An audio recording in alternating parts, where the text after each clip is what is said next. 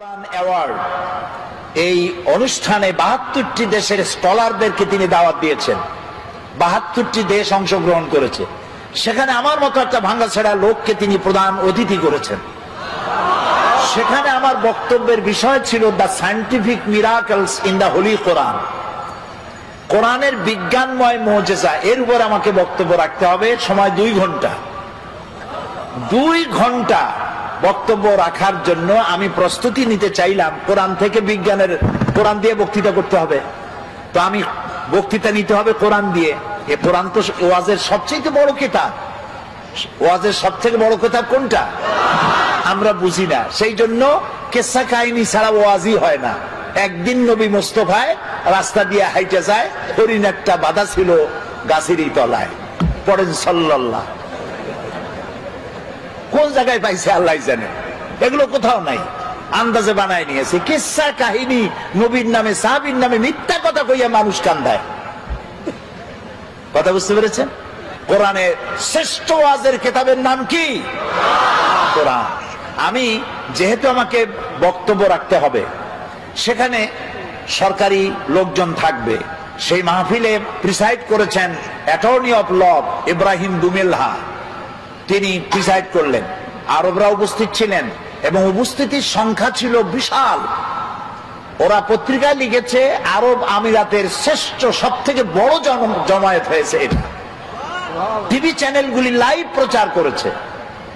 আমি আগের থেকে প্রস্তুতি নিলাম যে বিজ্ঞানের উপরে আলোচনা করতে গিয়ে কোরআনের আয়াত কতগুলি পাওয়া যায় খুঁজতে থাকলাম।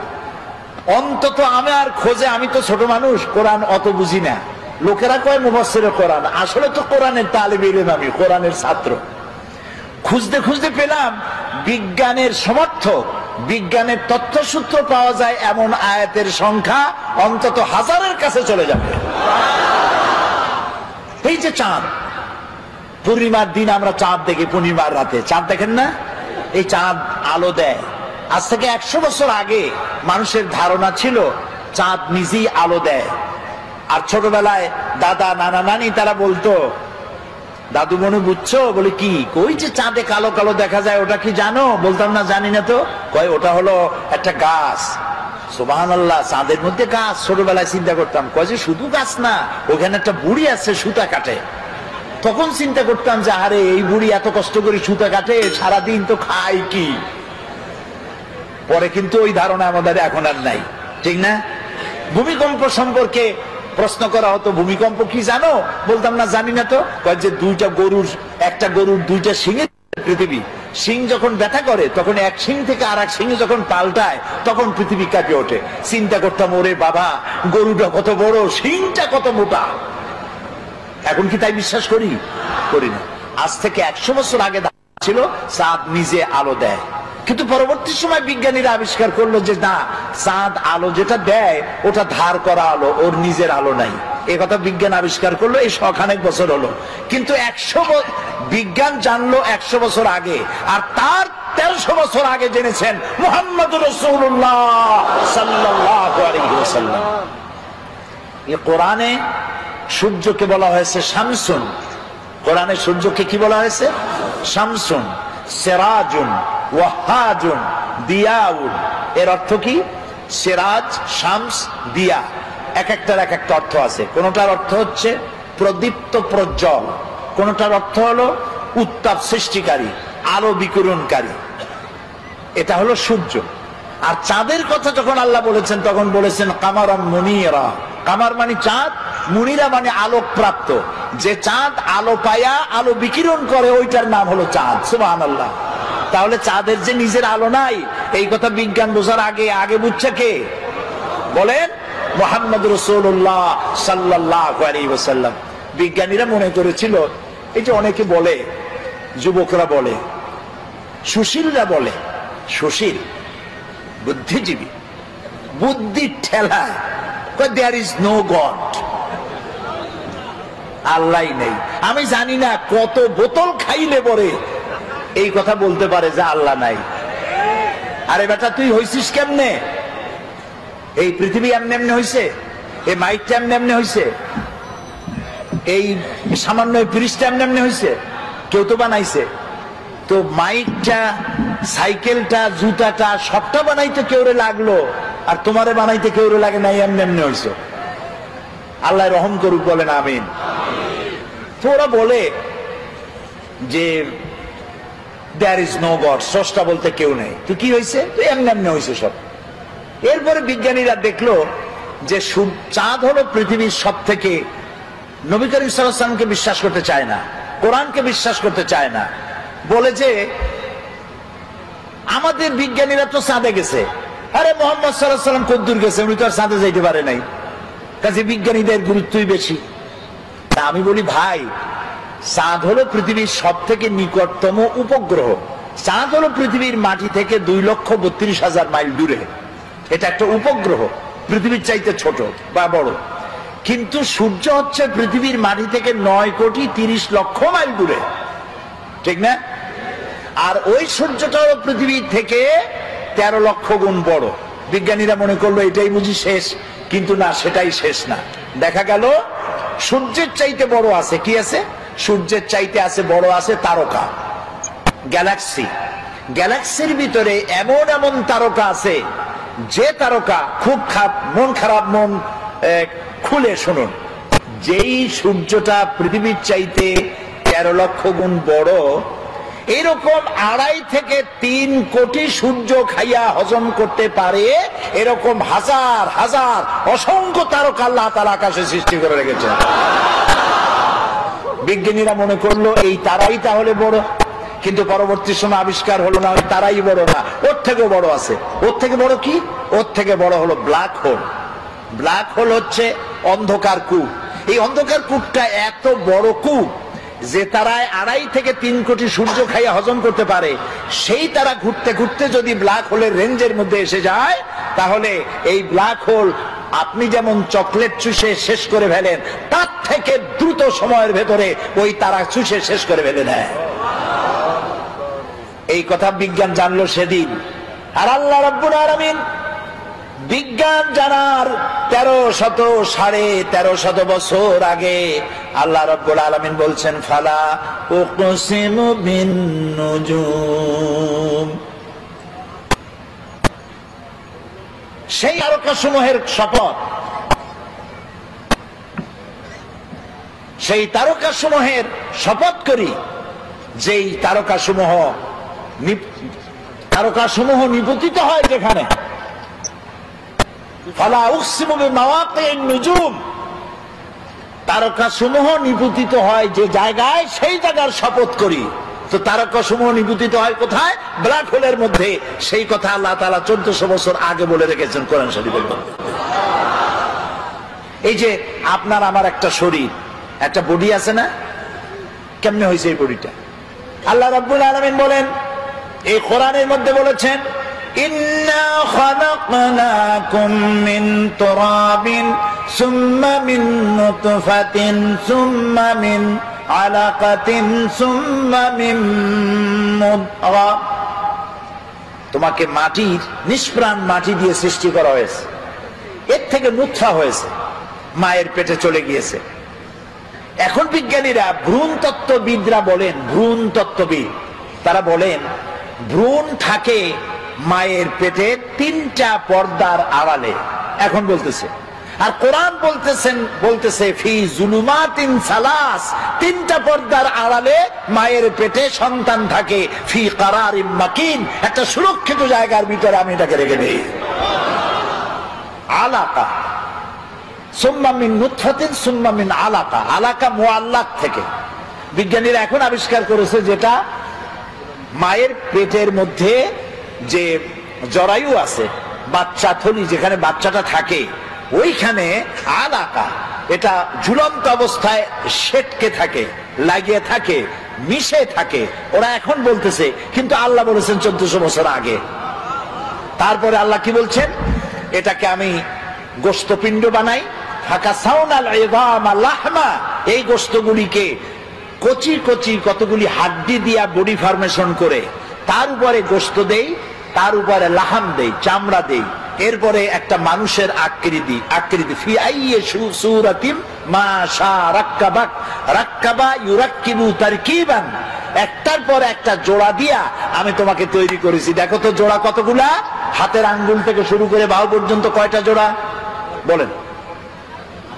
হ্যাঁ, খালি কিলাকিলি করছেন, জোড়া কয়টা গুনিয়া দেখেন নাই। 6টা জোড়া, আঙ্গুলের মাথা থেকে শুরু করে বাহু পর্যন্ত 6টা জোড়া। এই 6টা জোড়া যদি না থাকতো তাহলে কি হতো? ধরেন একটা জোড়া বাদ দিলাম, কোনোই তো জোড়া নাই, কারো কবজা নাই। কি বলে সাতক্ষীরায় কি কয়, দরজায় কি লাগায়? কবজা বলেন তো। এইখানে কবজা নাই, এখানে যদি কবজাটা না হতো এটা কি হইতো? এটা হাত হইতো না, হইতো লাঠি। ভাত খাইতেন কেমনে? এটা তো ক্লোজ হবে না, ভাত খাবেন কেমনে? খাবারের জন্য 2 হাতের মাথায় 2 জনের বসতে হবে। এ ওরে মুখে দেবে, সে তার মুখে দেবে। তাও আবার আঙ্গুলগুলো ভাঁজ হবে না, জোড়া নাই, কাঁচা চামচের মধ্যে মতো মুখে ভাত ঢুকে দিয়ে নাকের সিধার মধ্যে গিয়ে ঢুকতে।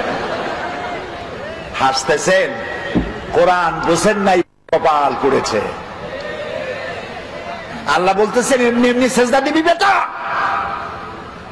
সেজদা দিবি যখন বুঝতে পারবি আমি তোরে বানাইছি কেমনে। সুবহান আল্লাহ, বলেন সুবহান আল্লাহ। আহারে কি সুন্দর বানাই দিলাম, পাও বানাই দিলাম বাস করে যেন বসতে পারো। ঠ্যাঙের উপরে ঠ্যাং ফেলে ঠ্যাং ঝুলাও, কিন্তু বানাইছি কি কায়দা করে সেটা দেখো নাই। ঠ্যাঙের উপরে ঠ্যাং ফিরে আবার পাও নাড়ায়, আবার হাত দিয়ে ঘষে। কপাল পোড়া কোথাকার। হাত দিলেন, পাও দিলেন,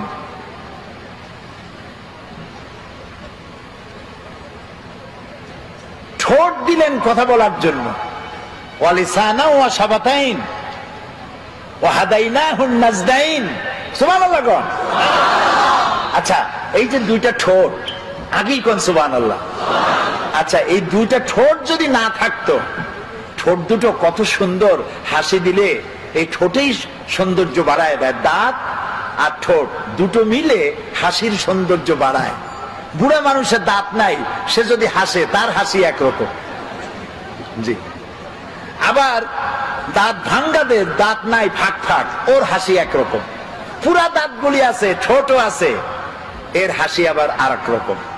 এখন ঠোঁটবিহীন মুখের চিন্তা করেন, ঠোঁট নাই, মনে হবে যেন বেসকি দিয়ে রয়েছে সারাক্ষণ। কি সুন্দর 2টা ঠোঁট দিয়া দিলেন। আপনি ঠোঁট নাড়বেন, জিহ্বা নাড়বেন, আপনার মনের কথাগুলি ভাষা হইয়া বেরিয়ে গিয়ে অন্যকে বুঝাতে সহযোগিতা করবে। সুবহানাল্লাহ, আল্লাহু আকবার, আরো জোরে কও আল্লাহু আকবার। এই সুন্দর করে চেহারা দিলাম, সুন্দর করে বানালাম। চোখ দিলাম 2টা, এই চোখ 2টা এই 2 জায়গায় না দিয়া যদি কপালের উপরে দিতাম, পারতেন না? আল্লাহ ক্রিকেট খেলাইতে পারতেন। বল হাসিয়া চোখ 2টা একেবারে স্যান্ডউইচ হইতো জায়গায়। বল খেলতে গিয়া, হ্যান্ডবল ফুটবল খেলতে গিয়া আছাড় খাইয়া ডিমের মামলেট হয়ে যেত 2টা চোখ। এই চোখ দুটো সেফ জায়গায় রাখা হয়েছে, উপরে একটা হাড্ডি, নিচে একটা হাড্ডি, মাঝখানে চোখ, যাতে ধাক্কা মাক্কা লাগলেও চোখের উপরে না লাগে। আহারে আহারে আমার আল্লাহ।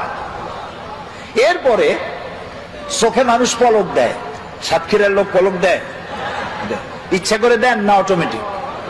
অটোমেটিক। ইচ্ছা করে দিলে ফটর ফটর করতো, এটা অটোমেটিক হয়। কেন হয়? বাতাসের ভেতরে অসংখ্য পলিউশন আছে, রোগ জীবাণু আছে, অনবরত এই রোগ জীবাণুগুলি আপনার চোখের মধ্যে প্রবেশ করতেছে। আল্লাহ রাব্বুল আলামিন চোখের ভিতরে এক প্রকার মেডিসিন জাতীয় পানি রেখে দিয়েছেন, অটোমেটিক চোখের পলক পড়তেছে, আর প্রতি মুহূর্তে আল্লাহ রাব্বুল আলামিন আপনার চোখকে ক্লিন করে দিতেছে। আপনি বুঝলেন আল্লাহর সেজদা দিবেন, বুঝলেন আজান হলে দৌড়ে নামাজ পড়তে যাবে না। আরে আমার আল্লাহ আমার এত সুন্দর করে বানাইছে, আমি কেন তার সেজদা দিই না? আপনি গভর্নমেন্টের ট্যাক্স দেন কেন? এই যে বিদ্যুৎ বিল, বাড়িতে বিদ্যুৎ আছে না, যদি আপনি বিদ্যুতের বিল না দেন, বারবার যদি প্রত্যেক মাসে বিল বাকি, জরিমানা হবে। জরিমানাও দিলেন না, বিলও দিবেন না, লাইন থাকবে? থাকবে না। তো আল্লাহ যে আলো দিলেন বিল চাইছে, আল্লাহ যে বাতাস দিলেন বিল চাইছে, সূর্য দিলেন বিল চাইছে, পানি খান বিল চাইছে। গভর্নমেন্ট চায়, আল্লাহ চায় না। কারণ গভর্নমেন্ট যত বড় হোক, এ সব ফকির, এগুলো কি মাতব বাটপারি যাই করুক, আল্লাহ তাআলা বলছেন ওয়াল্লাহু গানিয়্যুন ওয়া আনতুমুল ফুকারা। আল্লাহ হচ্ছেন গনি আর তোরা গোষ্ঠী শুদ্ধ ফকির। হাজলামি করবি তো টাইট করে দেব। ফেরাউনরে মারছে কি করিয়া? চুবাইয়া। নমরুদরে জুতা মারিয়া। সেই জুতা আছে না গেছে? কদিন আগে পড়ছে না একজনের কপালে?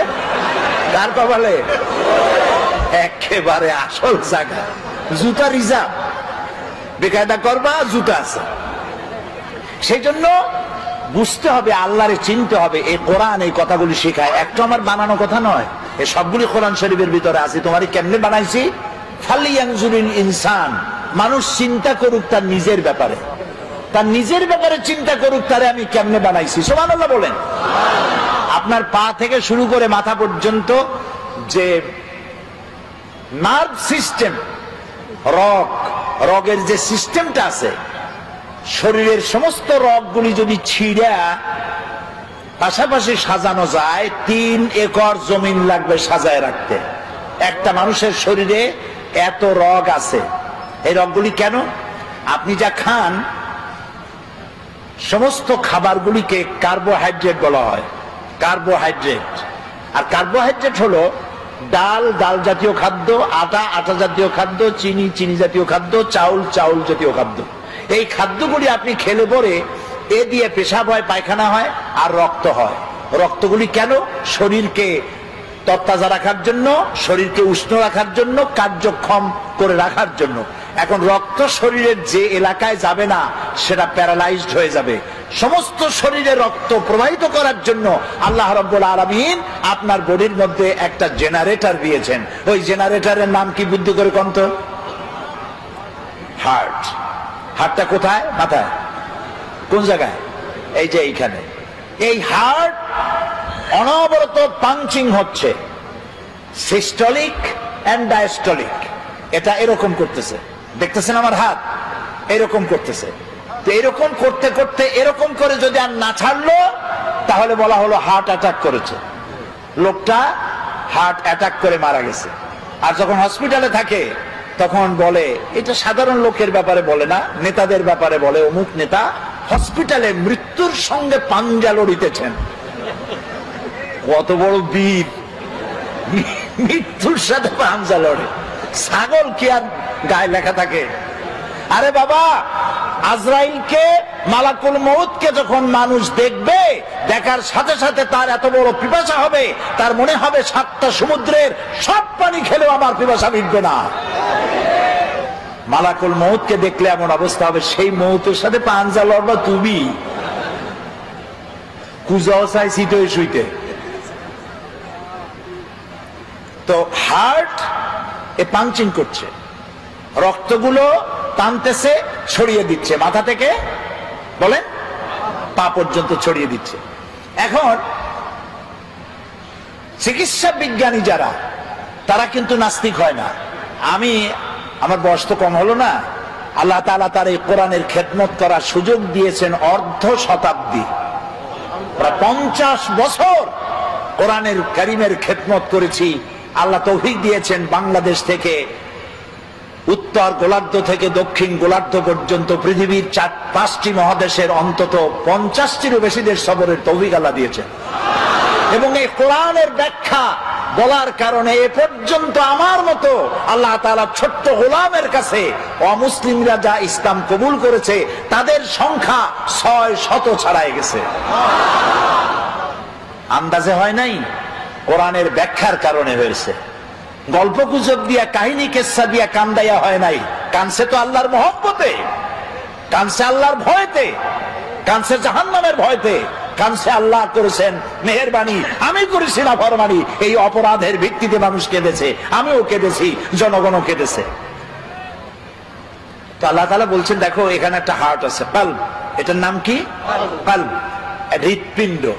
এই হৃৎপিণ্ডটা এটা পাঞ্চিং করছে, ওর মধ্যে মোটা মোটা এইরকম কতগুলি তার আছে। এগুলোকে চিকিৎসা বিজ্ঞানীদের ভাষায় বলা হয় আর্টারি। এই তার এরকম মোটা তার আছে। তা আমি বলতেছিলাম, দর্শন যারা পড়ে এবং পড়ায় এরা নাস্তিক হয়, সাহিত্য যারা পড়ে আর পড়ায় এরা নাস্তিক হয় বেশিরভাগ, সব নাস্তিক হয় আমি তা বলবো না, কিন্তু চিকিৎসা বিজ্ঞানীরা আর এমনি জেনারেল সায়েন্টিস্ট যারা তারা নাস্তিক হয় খুব কম, কারণ তারা গভীরে যায় মানুষের শরীরের তার গঠন প্রকৃতি, গোটা বিশ্ব পরিমণ্ডল, নবমণ্ডল, ভূমণ্ডল ইত্যাদি দেখে ওদের মাথায় চিন্তা হয় নিশ্চয়ই এর পেছনে কোনো কারিগর আছে। কিন্তু সেই কারিগর কে? যিনি বুঝতে পারেন তিনি তো পড়েন লা ইলাহা ইল্লাল্লাহ, আর যিনি বুঝতে পারেন না তিনি অন্তত স্বীকার করেন কেউ না কেউ আছে। সুবহানাল্লাহ বলি। আচ্ছা, এই যে রগগুলো কোথায় আছে? রগগুলো কলিজার মধ্যে, মোটা মোটা রগ। আপনি যখন এই যে যারা অফিসার আছেন, সব অফিসার না, কিছু অফিসার আছে ঘুষ খায়, আছে না? এই নির্বাচনের সময় দেখছি লোকেরা টাকা নেয়। তা আমি জিজ্ঞেস করছি, ভাই এই যে টাকা নেও তোমরা, ভোট তো তোমার ভোট তুমি দিবা, তা টাকা নেও কেন? কয় হুজুর টাকা বড় ভিটামিন যুক্ত জিনিস।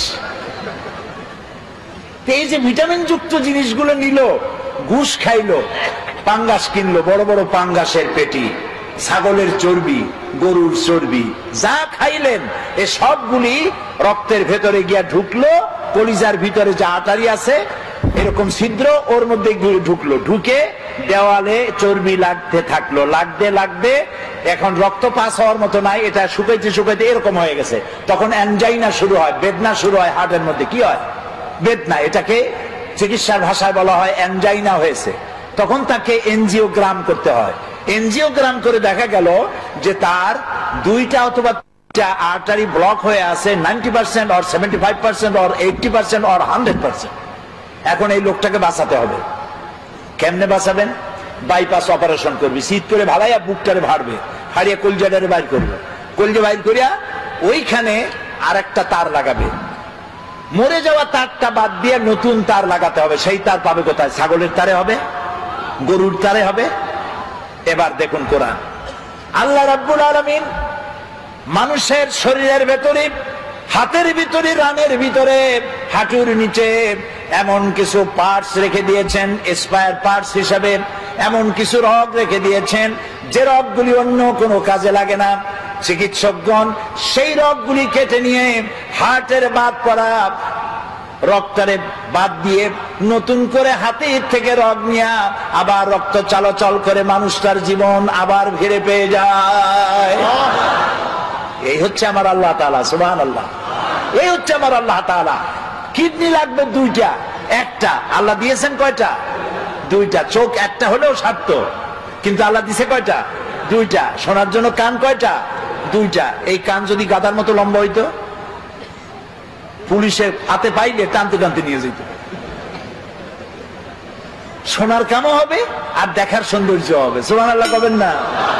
আহারে, আল্লাহ তাআলা বলছেন ফি আইয়ি সূরাতিন মা শাআ রাক্কাবা, কি সুন্দর করে তোমারে বানাইছি, একটু তাকায় দেখো। আরে হাতের চামড়া, পায়ের চামড়া দেখো, বুকের চামড়া, পিঠের চামড়া দেখো। পায়ের উপরের চামড়া একরকম, পায়ের তালুর চামড়া আর এক রকম। পায়ের উপরে, পাতার উপরে যে চামড়াটা, ওই রকম চামড়া যদি হতো পায়ের তলে, প্রত্যেক দিন জুতায় হাফসুল করে যেরকম, ওই রকম হাফসুল করে রাখলো পায়ে। হাতের তালুর চামড়া, পিঠের চামড়া, বুকের চামড়া, পিঠের চামড়া একরকম না। সুবহানাল্লাহ বলবেন না? তারপরে নাকটা একদম মুখের কাছে রাখা হয়েছে, যাতে করে আপনি খাবার দিলে আপনি বুঝেন। হোটেলে খাইতে গেছেন, নাম করা হোটেল, হোটেল আল হায়াত, কিন্তু মৌতের ব্যবস্থা আছে ওখানে। হোটেলের নাম হোটেল আল হায়াত। সেখানে 5 দিনের পচা ইলিশ, খাসির গোশতের নামে পাতিশিয়ালের গোশত। এখন খাইতে গেলে নাক একদম মুখের কাছে, নাক সার্টিফাই করবে, নাক বলে দেবে বেটা খাস না, 5 দিনের পচা ইলিশ। কিন্তু এই নাক যদি মুখের কাছে না হইয়া শরীরের দূরতম কোনো জায়গায় হতো, তাহলে খাবার বানাইয়া জামা গেঞ্জি উল্টাইয়া এরপরে তার কাছ থেকে সার্টিফিকেট নিয়ে তারপর মুখে দেওয়া লাগতো। তাও সুবহানাল্লাহ কবেন না? আল্লাহ তাআলা এত সুন্দর করে এই মানুষকে সুগঠিত করেছেন, সুন্দর করে বানিয়েছেন, তারপরে এই পৃথিবীকে সুসজ্জিত করেছেন মানুষের থাকার জন্য, পড়ার জন্য। আল্লাহ তাআলা বলছেন এই পৃথিবী তোমার জন্য আমি সৃষ্টি করেছি, খালাকা লাকুম মা ফিল আরদি জামিয়া, এই পৃথিবীতে যা সৃষ্টি করেছি সব তোমার জন্য। বিজ্ঞানীরা বলেছেন হিমালয় পাহাড়ের অত্যুচ্চ শিখর থেকে শুরু করে আটলান্টিক মহাসাগরের অতল তলদেশ পর্যন্ত যা কিছু আছে সব মানব সেবায় নিয়োজিত, সব মানুষের সেবা করছে। এই মাত্র 50-60 বছর আগের কথা হবে, প্রশান্ত মহাসাগর, প্যাসিফিক ওশান, প্রশান্ত মহাসাগরের ভিতরে একটি নদী আবিষ্কার হয়েছে। এই নদীটা 400 কিলোমিটার লম্বা আর 150 কিলোমিটার চওড়া, সমুদ্রের মধ্যে নদী। তার মানে কি? তার মানে হচ্ছে সমুদ্রের পানি কি নোনা না মিঠা? বলেন সবাই, নোনা পানি। ওই এলাকার পানিগুলি আল্লাহ বানাইছেন মিষ্টি, এটা আবিষ্কার হয়েছে। তো সমুদ্রের নোনা পানির মধ্যে মিষ্টি পানি, মাঝখানে কিন্তু কোনো পার্টিশন নাই। মারাজাল বাহরাইনে ইয়ালতাকিয়ান বাইনাহুমা বারযাখুল লা ইয়াবগিয়ান, কোনো পার্টিশন নাই, হিজাব নাই, বাঁধ নাই। নোনা পানির ভিতরে মিষ্টি পানির ব্যবস্থা আল্লাহ রাব্বুল আলামিন করে রেখেছেন। জলচর প্রাণীরা যেন পানির অভাবে কষ্ট না পায়, মিষ্টি পানির অভাবে কষ্ট না পায়। কোন নাবিক যদি নৌ চলাচলে সামুদ্রিক জাহাজে চলতে গিয়া রিজার্ভ ট্যাঙ্কির পানি ফুরায় গেছে, পানির অভাবে যেন মরে না যায়। লবণাক্ত সমুদ্রের ভিতরে মিষ্টি পানির ধারা আমার আল্লাহ চালু করে দিয়েছে। পানির এক নাম বলেন, আরো জোরে বলেন। এই পানি যদি 10 ফিট উঁচা হয়ে আসে সাতক্ষীরার উপর থেকে, নাম হবে কি? একটু আগে ছিল জীবন আর তারপরেই মরণ। এই পানি না হলে পৃথিবীর মানুষ বাঁচবে না। সেই জন্য এই পৃথিবীর 4 ভাগের 3 ভাগ কি? পানি। পানি। সুবহানাল্লাহ। একটা মহাদেশ আছে, যেই মহাদেশের নাম হলো অ্যান্টার্কটিকা। আস্থা মহাদেশটা হলো পানি। পানিকে আল্লাহ তাআলা বরফ করে রেখে দিয়েছেন। পানির যদি ঘাটতি হয়, এই বরফ গলায় দিয়ে আল্লাহ পানি পূরণ করে দিবেন। মাটির তলায় পানি, খালে পানি, বিলে পানি। আচ্ছা বলেন তো, আপনাদের এলাকায় কলারোয়ায়, এই সাতক্ষীরায়, ঝাউডাঙ্গায়, তারপরে এদিকে আরো কি কালীগঞ্জ, তারপরে শ্যামনগর, প্রতাপনগর, আশাশুনি, কয়রা, বেয়াড়া, আরো কি আছে না, ওগুলা বুনিয়া নাকি পাইকে স্যার, সব আমার মুখস্থ। এই এলাকার নদীগুলো সোজা না বেঁকা বেঁকা? হ্যাঁ, সমস্ত খাল আর নদী কি বলেন? বেঁকা বেঁকা। কেন? সোজা যদি হইতো তাহলে 2 দিকের মাটি সমানভাবে পানির পরশ পেত।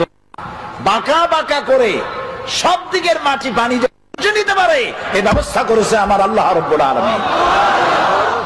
এরপরেও মাটির আরো পানি প্রয়োজন, প্রাণী জগতের আরো পানি প্রয়োজন।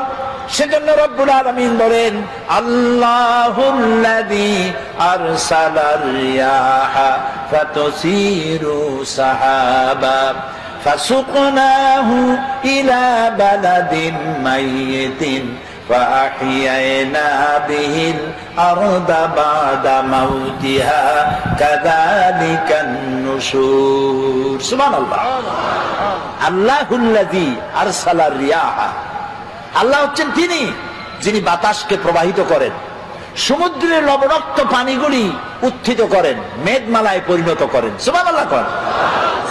এই মেঘ কে বানায়? পানি কে উঠান? আনতুম আনজালতুমুহু মিনাল মুজনি আম নাহনুল মুনজিলুন। ওই আকাশ থেকে পানি কে বর্ষণ করে? তুমি করো না আমি করি? আল্লাহ করে। এরপরে এই মেঘকে আল্লাহ অর্ডার করেন, বাতাসকে বলে দেন বাতাস মেঘ টেনে আশা শুনি কালীগঞ্জ এবং সাতক্ষীরার আকাশের উপরে নিয়ে যা। আপনারা আবার মনে মনে খুশি হবেন না যে সাতক্ষীরা বুঝি কোরআন শরীফ আছে। এগুলো আমি ব্যাখ্যায় বললাম। আল্লাহ যখন অর্ডার করেন, মেঘ পরিচালক ফেরেশতা মেঘ বাতাসকে হুকুম করে, আল্লাহর হুকুমে বাতাসে মেঘ চলে আসলো। কোথায় আসলো? সাতক্ষীরা আসলো। আসলো কোথায়? এবার আল্লাহ যদি ইচ্ছা করেন, মেঘের পানিকে কলসির মতো কান্দা দিয়া যদি ঢেলে দেন, তাহলে ঘর বাড়ি ভেসে যাবে, মানুষ শেষ হয়ে যাবে, আল্লাহ রাব্বুল আলামিন কণা কণা বৃষ্টি নাজিল করে দেন, ফোঁটা ফোঁটা বৃষ্টি। এই ফোঁটা ফোঁটা বৃষ্টি পৃথিবীর শুষ্ক বালু কণা কোথায় আছে খুঁজে খুঁজে বের করে সমস্ত শুষ্ক বালু কণাগুলিকে আল্লাহ সিক্ত করে দেন। তারপরে মরা জমিনকে আল্লাহ তাআলা জিন্দা করে দেন বৃষ্টির পানি দিয়া। মরা জমিন কি হয়ে গেল? জিন্দা হয়ে গেল। এখন চাষ করেন, বীজ বপন করেন। আল্লাহ তাআলা বলেন, এই যে বীজ বপন করলা, আনতুম আনশাতুম শাজারাতাহা আম নাহনুল মুনশিউন, ওই মাটির তলায় যে বীজ তুমি বপন করলা ওটা তো পচায়ও দিতে পারতাম। ওই মাটি ফাইড়া বীজটা অঙ্কুরিত হলো, কে করলো? তুমি করছো না আমি করছি? সুশীলরা করছে না বুদ্ধিজীবীরা করছে? কে করছে? জোরে বলেন, আল্লাহ তাআলা। এভাবে আমি ফসল উদ্গত করলাম, ধান হইল, ধানের মধ্যে চাউল দিলাম। যদি চাউল না দিতাম, লাউ নাশাউ জাআলনাহু উজাজান, না লাউ নাশাউ জাআলনাহু হুতামা ফাযালতুম তাফাক্কাহুন, যদি আমি ওই ধানের মধ্যে চাউল না দিতাম তাহলে তুমি কি করতা? বাল নাহনু মাহরুমুন, কপালে আঘাত করতে আর বলতো আরে মাহরুম হয়ে গেলাম, বঞ্চিত। ধানগুলারে আল্লাহ সিটা বানাইতে পারে না? কে বলছে? আল্লাহ নিজেই বলছেন আমি ইচ্ছা করলে সিটা বানাই দিতে পারতাম। তাহলে আমি তোমাকে বানাইলাম, কে বানাইছে? বলেন সবাই। এই সুন্দর দুটি হাত কে বানিয়েছেন? চোখ দিছেন কে? কান দিছেন কে? নাক দিছেন কে? মুখ দিছেন কে? চলার জন্য, বলার জন্য শক্তি দিছেন কে? চিন্তা করার ক্ষমতা দিছেন কে? যৌবন দিছেন কে? বাচ্চা দিছেন কে? বউ দিছেন কে? এই সবকিছু দিয়া খাবেন কি সেটাও আল্লাহ তাআলা বানাই দিয়েছেন। সুবহানাল্লাহ। জমিনে ফসল হইল, আরে জমিনকে আল্লাহ অর্ডার দিলেন, আমার এই জমিন এত ভালো, বাংলাদেশের এই মাটি এত ভালো, আমার প্রিয় জন্মভূমি বাংলাদেশ, নাম কি? তাও এরকম আসতে কইলেন, জোরে কর না, আরো জোরে কর। এই মাটি বড়ই সুন্দর। আঙ্গুল দিয়া নাড়ায়া নাড়ায়া কদুর বিচি বপন করে দিলেন। পরের দিনে 2 পাতা, তারপরের দিন লতা, 6 দিন পর ফুল, আর কয়দিন পর কদু ঝুলে পড়লো। আল্লাহর দেওয়া এত সুন্দর কদু খাইয়া আলহামদুলিল্লাহ কয় না, কয় সাদের লাউ বানাইলো মরে বই থাকি। আগা খাইলো, ডকা খাইলো, তাও আল্লাহরে চিনল না। কপাল পোড়া। কি পোড়া বলেন? কপাল পোড়া। খাবার দিলেন, মাছ দিলেন, তরি তরকারি দিলেন, সব দিলেন, সে আল্লাহর নামাজ পড়ে না, সে আল্লাহর কোরআন বোঝে না। কি কপাল পোড়া! আরে মুসলমান, আল্লাহ রাব্বুল আলামিন বলছেন আমি খাবার দেই, খাবারগুলো তৈরি করেছি আমি। এবং আল্লাহ এমন দেওয়া দেয়, দেখবেন নামাজ পড়লেও দেয়, নামাজ না পড়লেও দেয়। বরং দেখা যায় যারা নামাজ পড়ে না, রোজা করে না, ইসলামরে গাইলায়। মৌলানা সাহেবদের বলে মৌলবাদী, আবার বলে জঙ্গিবাদী। নতুন নাম তৈরি হয়েছে জঙ্গিবাদী, সন্ত্রাসী, হরকুতুল জেহাদ, কুতকুতুল উন্মাদ। এরপরে নতুন আরেক নাম রাখছে, শুনে তো অবাক হয়ে গেছি। নতুন নাকি আরেকটা দল বাইরে হয়েছে, সেটার নাম আল জঙ্গিতুল জংলা। এ আবার কোন জঙ্গলে আল্লাহ জানে। এরা নতুন নতুন নাম রাখে, আলেমদেরকে বদনাম দেয়, আলেমদেরকে বদনাম দেয়। ওরা নামগুলি আবিষ্কার করে আর মনে করে মৌলবীরা বুঝবে না, কিন্তু আমরা যে বুঝি ওরা আবার তা বোঝে না। তো আল্লাহ রাব্বুল আলামিন সৃষ্টি করলেন, তারপরে খাবার দিলেন। সুবহানাল্লাহ বলেন। জমিনকে উর্বর করে দিলেন, খেতে খামারে মাছ দিলেন, পাখি দিলেন, সব খাবার দিলেন। খেতে দেওয়ার মালিক কে? ওয়ামা মিন দাব্বাতিন ফিল আরদি ইল্লা আলাল্লাহি রিজকুহা।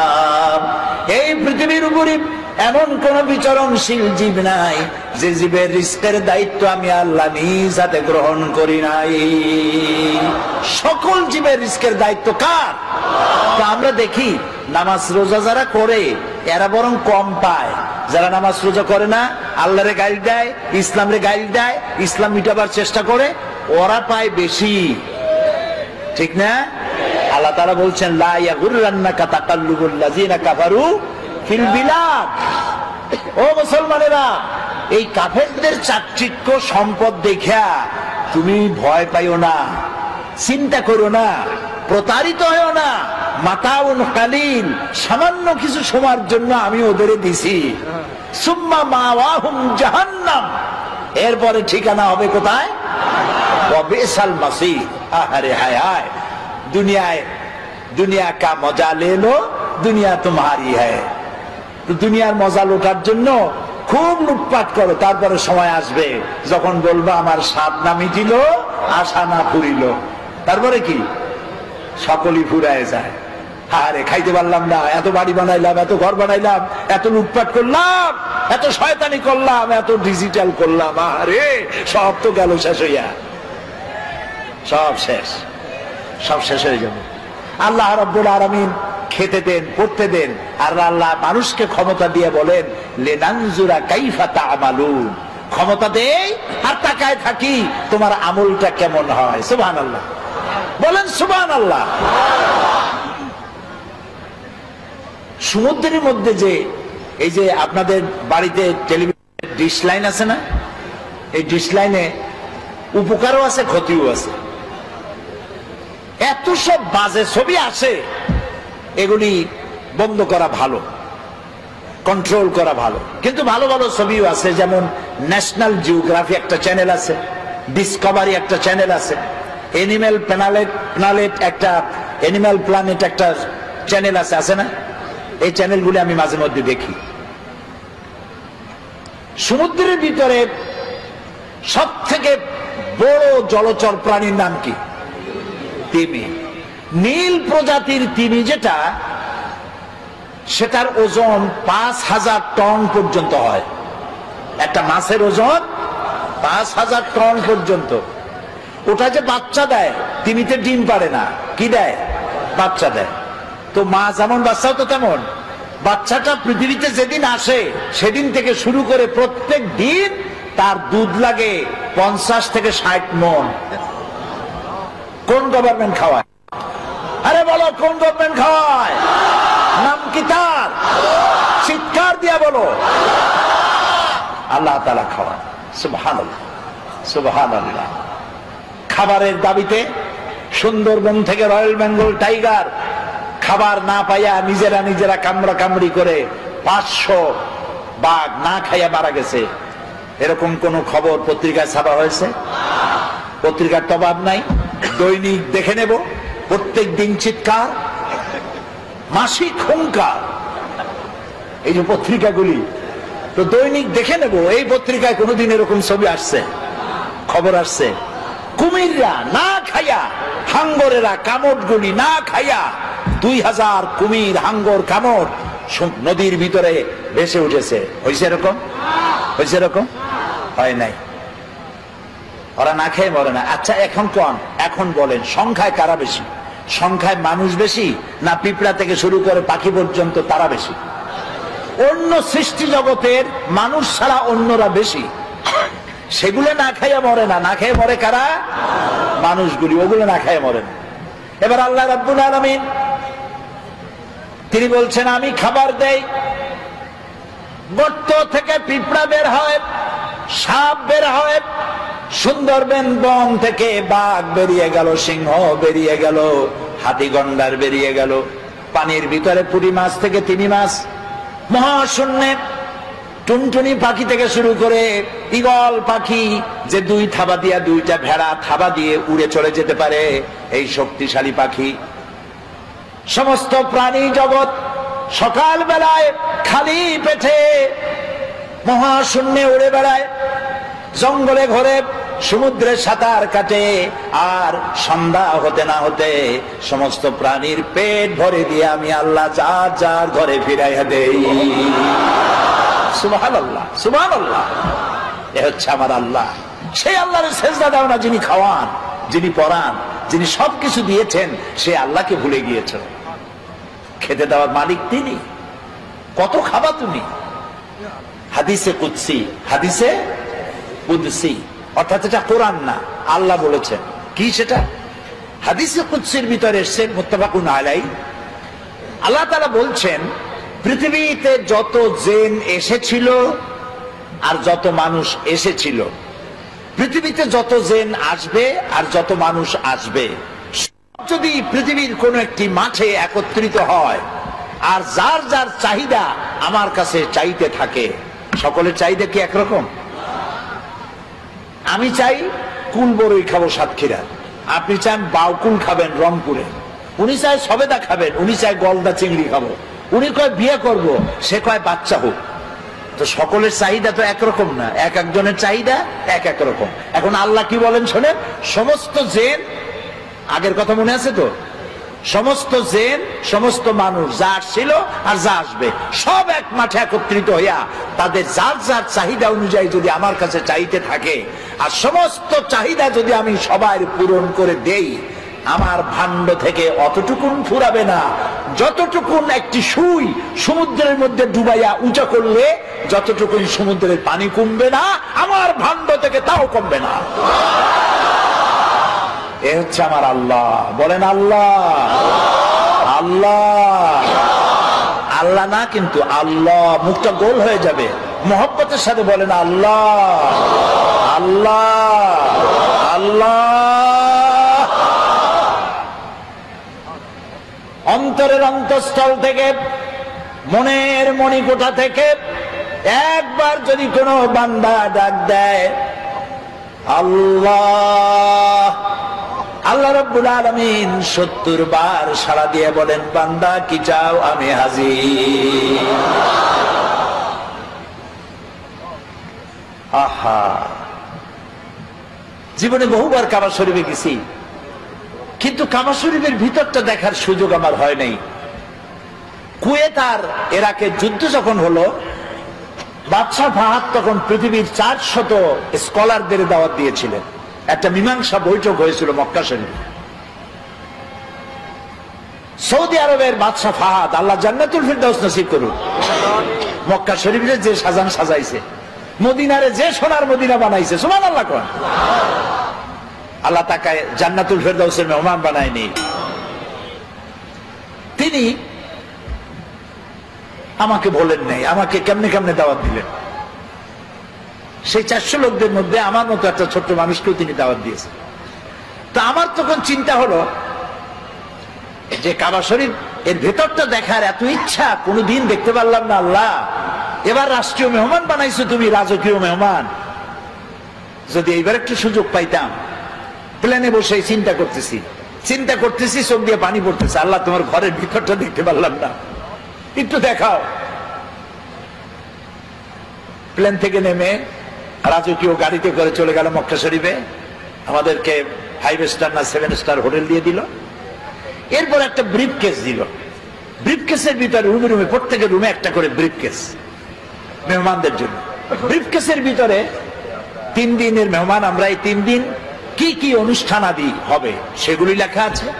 একটা কলম আছে, খাতা আছে, একটা জায়নামাজ আছে, আর কাবা শরীফের গিলাফের একটা টুকরা আছে। তো এই অনুষ্ঠান সূচিতে দেখলাম বারের নাম মনে নাই, সেই বার এবং তারিখ দেওয়া আছে, অমুক বার সকাল 7টায় কাবা শরীফের দরজা মেহমানদের জন্য খুলে দেওয়া হবে। আমার চলতে পারি বলছে যে আল্লাহ তুমি এইভাবে দোয়া কবুল করছো, সুবহানাল্লাহ। আমি সকালের অপেক্ষা করি নাই, রাতের খানা খাইয়া গোসল করিয়া তারপরে নতুন জামা কাপড় পরিয়া সারা রাত তওয়াফ করেছি, তাহাজ্জুদের নামাজ পড়েছি, আর সকালের অপেক্ষা করেছি।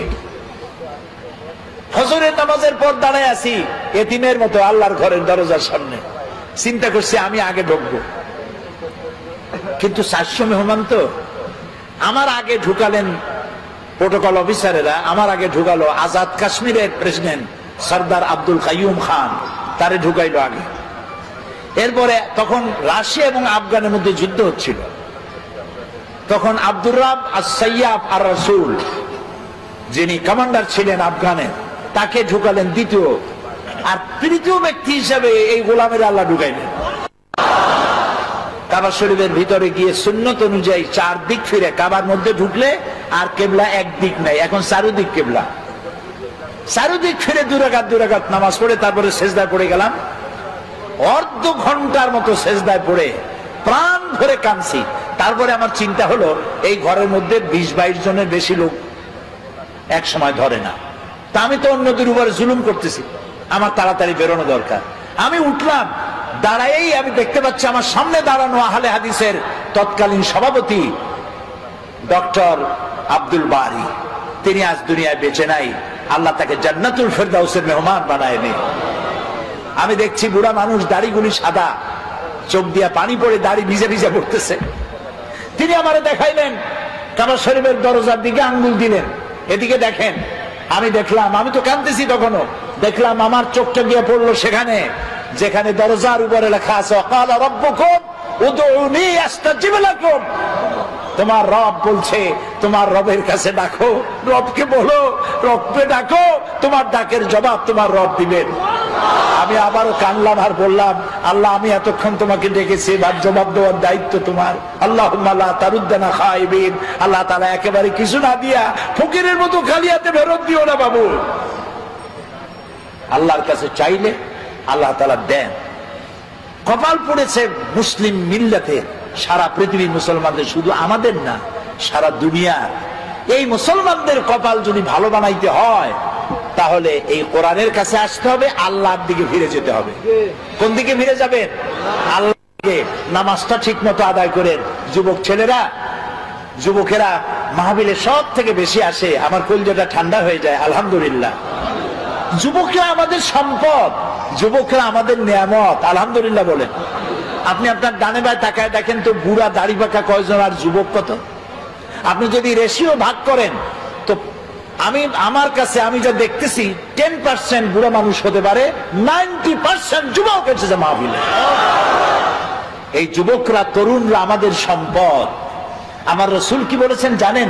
আমার রাসূল বলছেন, উসিকুম বিশ-শাবাবে খায়রা ফাইন্নাহুম আরাক্কু আফইদা লাকাদ বাসানি আল্লাহু বিল হানিফিয়্যাতি সামহা ফাহালাফানি আশ-শাবাব ওয়া খালাফানি আশ-শায়ুখ ক্বালা নবী সাল্লাল্লাহু আলাইহি ওয়াসাল্লাম। রাসূলুল্লাহ বলেছেন, তোমরা যুবকদের প্রতি সহৃদয় হয়ো। কে বলছেন? বলেন। যুবকদের প্রতি, তরুণদের প্রতি সহৃদয় হও।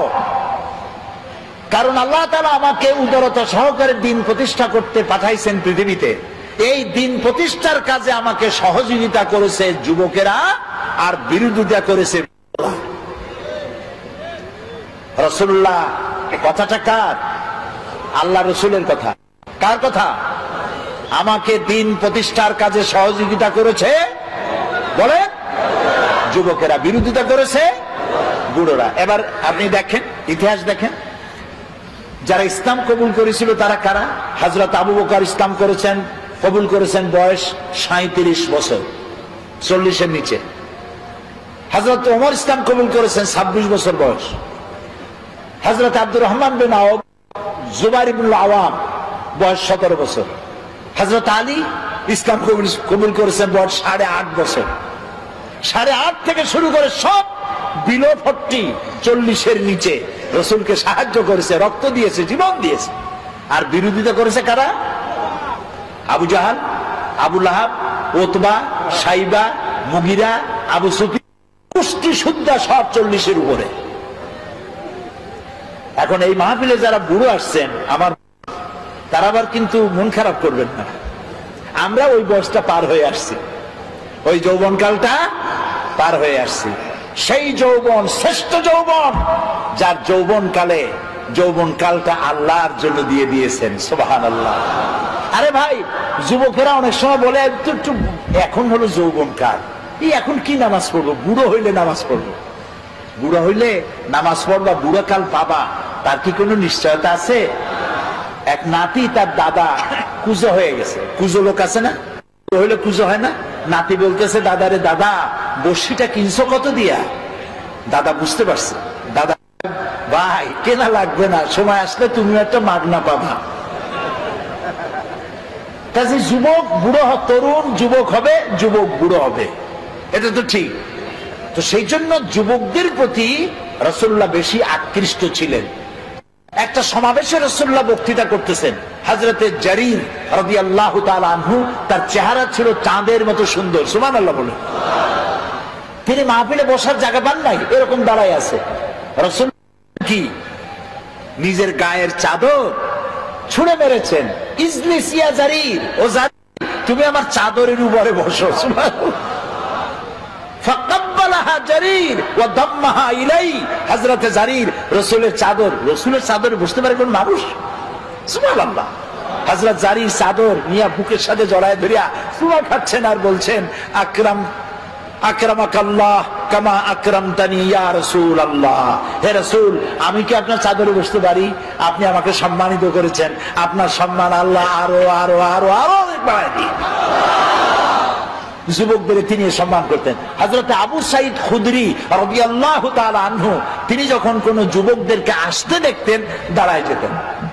যুবক আসতে দেখলে দাঁড়ায় যেতেন আর বলতেন, মারহাবাম বিওসিয়্যতি রাসূলিল্লাহ সাল্লাল্লাহু আলাইহি ওয়াসাল্লাম। হে রাসূলের চলমান উপদেশ, মারহাবা, ওয়েলকাম, তুমি আসো, তুমি রাসূলের চলমান উপদেশ।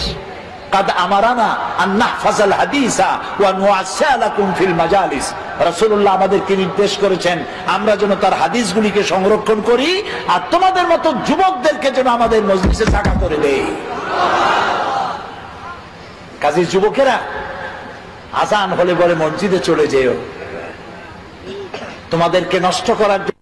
মুসলিম যুবক, তোমার গায়ের রক্ত এক মুসলিম তোমার শরীরে। তোমার মা কি মুসলমান, মুসলিম মায়ের রক্ত তোমার শরীরে, মুসলিম পিতার রক্ত তোমার শরীরে। সুবহানাল্লাহ, সুবহানাল্লাহ।